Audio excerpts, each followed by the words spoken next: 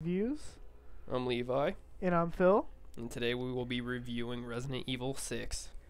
One of my actual personal favorites of any of the new games that came out this fall from 2012.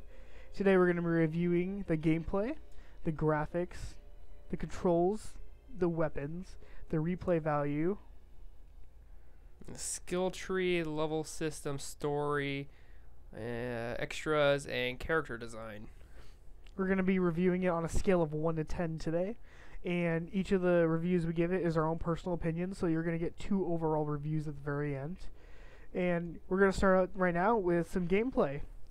Today, I'm thinking, honestly, that this game is looking at a 9, because unlike the original Resident Evil 1 through 3, even though it was fun to me, I actually got into Resident Evil 5 when it came out.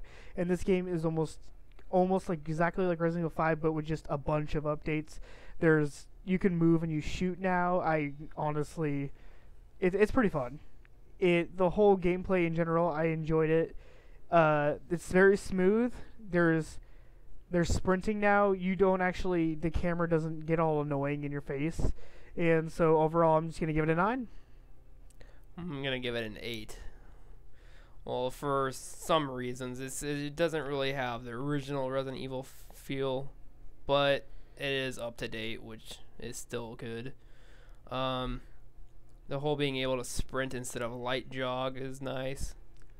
It's kind of nicer than having to, hey, look at me, I'm out of wind. I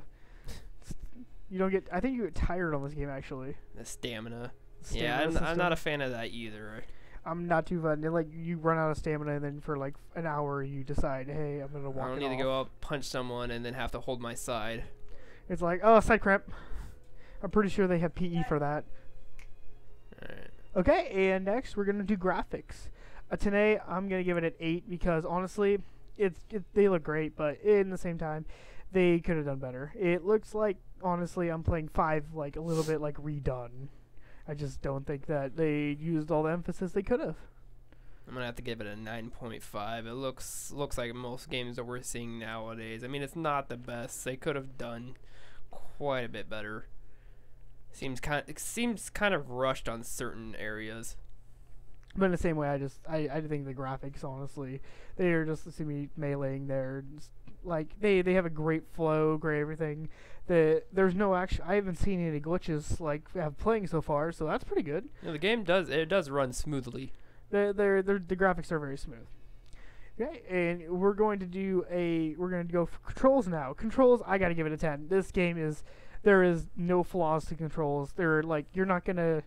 Like I said, you can move and shoot now. It's perfect. You don't have to do the whole, it's going to take me 5 hours to get over to where Sheva is, blah, blah, blah.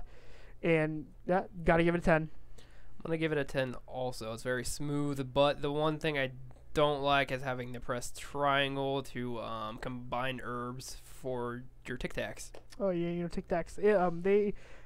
This game is all about peer pressure because you refreshing your breath, and that's your health.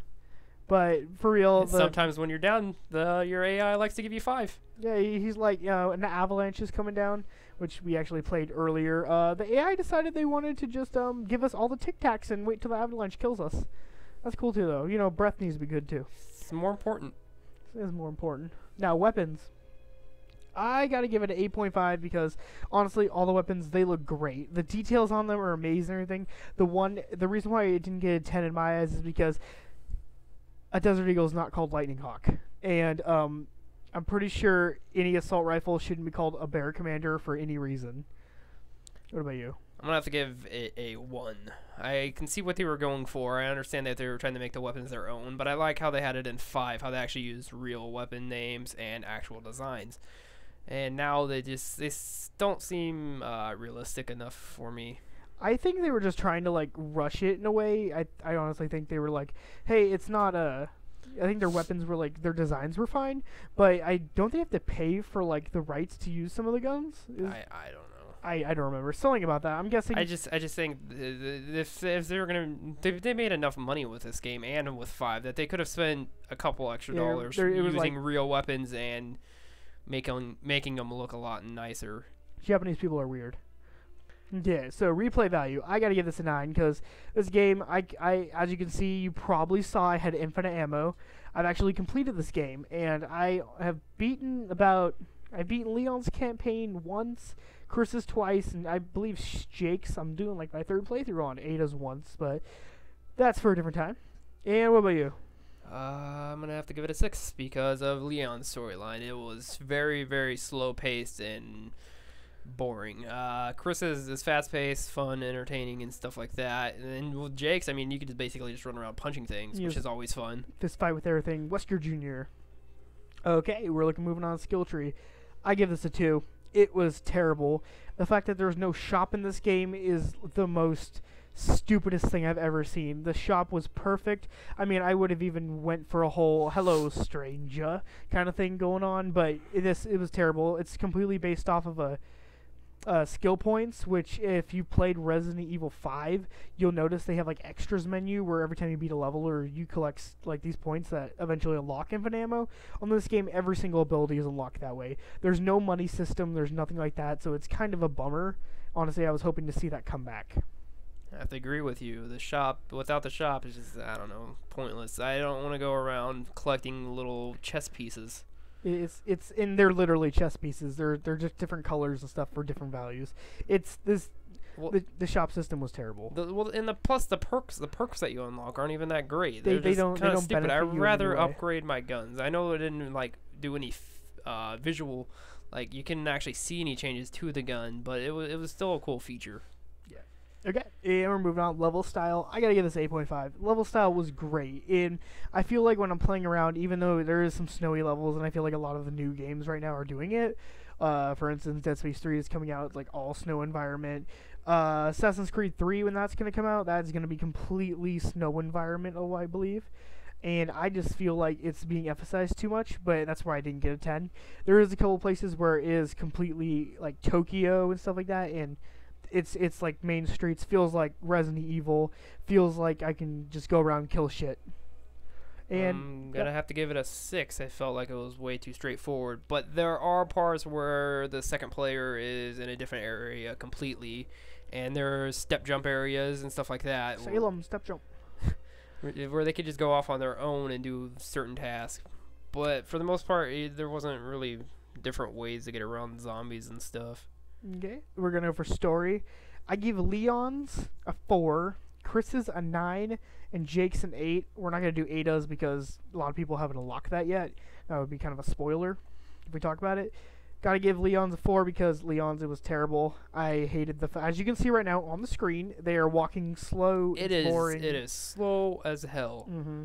Most of the time you're walking extremely slow, and when it comes to doors opening, you can't press X twice to open it up fastly. You have to slowly open it up and peek through. He's like, oh, wait.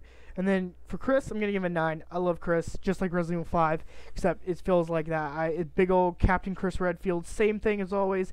Good old Chris. Still my favorite character, always will be. His was fun. It was fast-paced, which I know isn't Resident Evil really, but it was fun. Okay, and we got Jake's. I'm giving it an 8. I felt Jake's was awesome. I could run around, punch shit. It was great.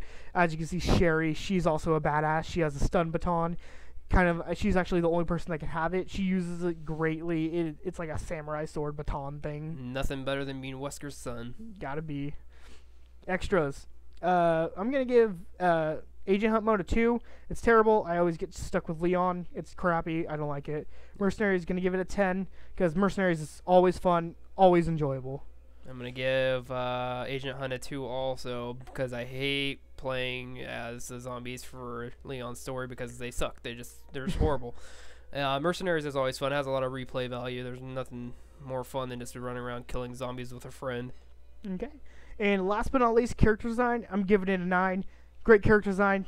It always feels like Resident Evil. Everyone looked great. You can always feel emotion that the characters have, and you can relate to them. Okay, and that will do it for today. Thanks guys for watching. That was Resident Evil 6. I'm gonna give it tonight.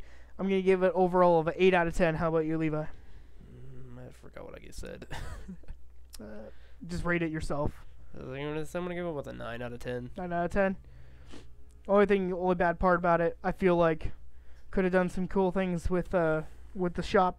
Could have done it, didn't. Could have done a lot more with Leon's story. Could have done more with Leon's, and Agent Hunt mode needs to be redefined or updated because I'm tired of playing with Leon. Fix that shit.